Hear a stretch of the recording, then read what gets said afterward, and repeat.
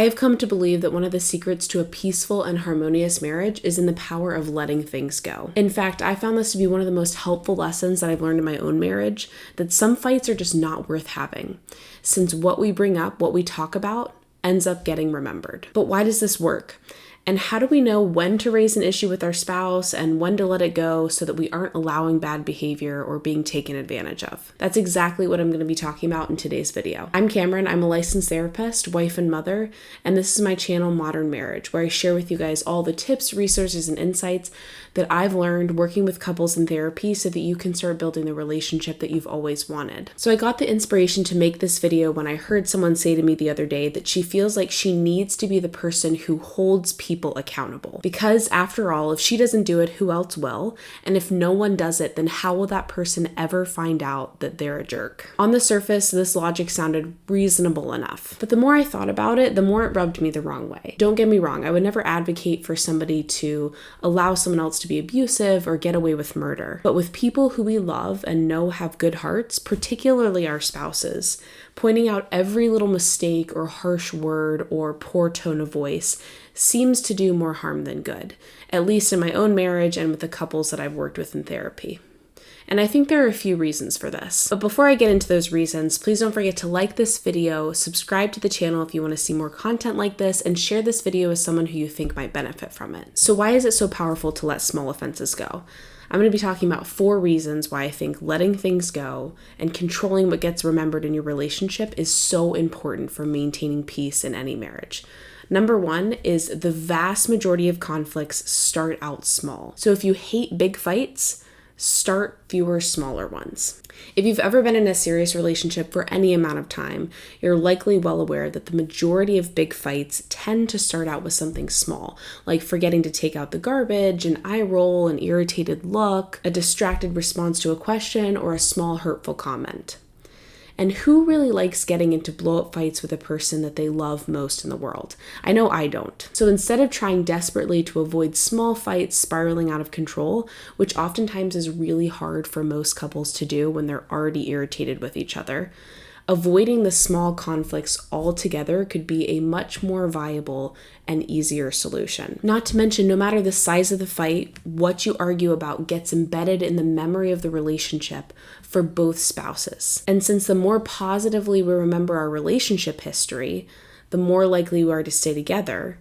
The things we choose to fight about end up being really important for the longevity of our marriages. Think about it this way. If your spouse comes home and acts tired and uninterested in talking to you at the end of a long day, are you more likely to remember that moment in a week's time if you bring up the issue and confront your spouse about it, or if you choose to let it go and just chalk it up to a bad day? We rarely remember these small daily blips that are just a normal part of marriage unless we give them the attention to grow into actual conflict that may end up being impossible to forget later. Number 2, too many negative interactions upsets the relationship ratio. So renowned clinical psychologist John Gottman found that happy couples tend to maintain a ratio of about 20-1 positive to negative interactions on a daily basis. That means for every 1 negative interaction, a couple needs 20 to counterbalance that 1 negative moment in order to maintain a healthy baseline level of interaction with each other. So although you can certainly choose to achieve this ratio by making up for every negative interaction with a ton more positive ones, oftentimes the far easier approach is to avoid the unimportant negative ones at all costs. Number 3, letting small things go trains us in patience, which the vast majority of spouses I've met say they could use more of, and I am absolutely no exception to that rule. When our initial gut reaction is to come down hard on our spouse for any small infraction, we are automatically training ourselves in patience and understanding when we resist the urge to respond right away and instead just let it go. And patience is a really useful skill in marriage, especially when kids come along. The ability to control how we respond in the moment, no matter what our instincts are telling us to do, means we largely get to dictate how happy and content we are throughout our daily lives, no matter what's going on around us. So by taking a breath and either staying silent or responding constructively when we feel like we've been wronged, we avoid falling into the pit of negative emotion that our spouse and our kids are already trapped in.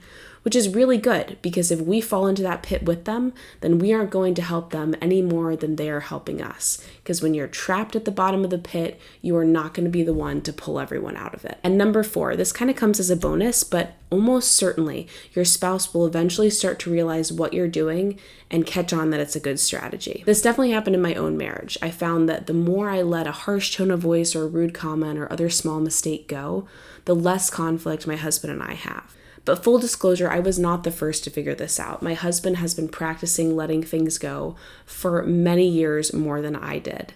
It just took me a while to catch on to how wonderfully peaceful our relationship can be when I don't take things so personally and when I stop worrying that any small misstep on his part is doomed to be repeated if I don't address it. When I give him the benefit of the doubt that something I find a bit offensive wasn't actually meant to offend me, we are often much happier in our day-to-day lives. Of course, you can't let everything go because sometimes poor behavior does lead to a pattern. And that's why my husband and I have a rule of thumb that if something happens 3 times, meaning that if you've let something small go 2 times already in a short period of time, and then it happens a 3rd time, then it might be a good idea to bring that up with your spouse because 3 times is the beginning of forming a pattern or a habit. Obviously, conflict is a natural and healthy part of any relationship, especially lifelong marriages. And so this video isn't about shying away from conflict